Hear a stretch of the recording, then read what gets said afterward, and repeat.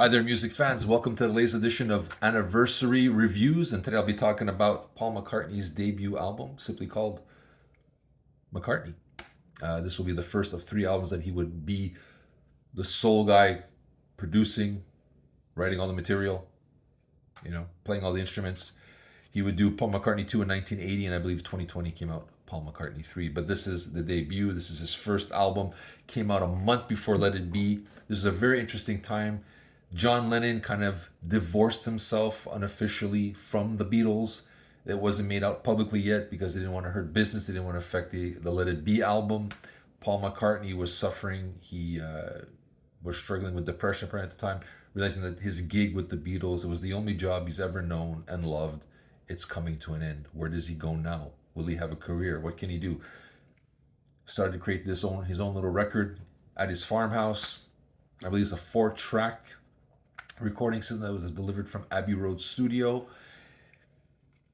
Very low key, very lo-fi, very acoustic set of an album. Acoustic numbers will become a staple in the McCartney catalog, but at that time, I guess he had no idea where he's going. If you listen to the Love You Lynn, that's about 47 seconds long. It's an incomplete track. He's messing around. He's toying with stuff. He's experimenting slightly on here. But there are flashes of brilliance because this is Paul McCartney. You have That Would Be Something, one of my favorite tracks, Every Night, of course, a standout, Junk, and of course, Maybe I'm Amazed, which is probably considered one of the best songs he's ever written and one of his biggest hits.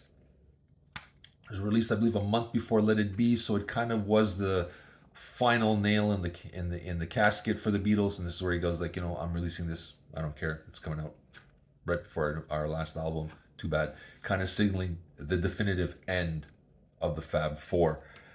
I remember in the beginning, a lot of people did not like this album because it is very low key. Because the Beatles started experimenting, they pushed boundaries, creating stereo sound. This is very, like I said, it was recorded in his home, very lo-fi, very acoustic. Like I said, there are slight instances of experimentation, but for the most part, this is a very laid-back record. Again, very lo-fi record. So upon its release, it was shunned, I think, a lot by the critics. But over time, it has developed a following and a love by most fans. Like I said, you have Maybe I'm Amazed, which is one of his best songs, and it's a staple in his live set and any greatest hits package. I still love Junk and Every Night, and That Would Be Something. I still put them on my playlist to this day. Is it the greatest album of his career? No, but is it? Like I said, this is him finding his way. So it's an interesting record, historically speaking. It is an artist looking for his niche. So if you haven't heard this album, do yourself a favor. There are some flashes of brilliance on here showing he wasn't a one-trick pony with the Beatles. He has a lot more to offer, and this is just the beginning. But this is the blueprint of what a lot of McCartney's would become. There would be always these acoustic numbers, these very little, small, intricate, introspective, and very dedicated, very loving songs.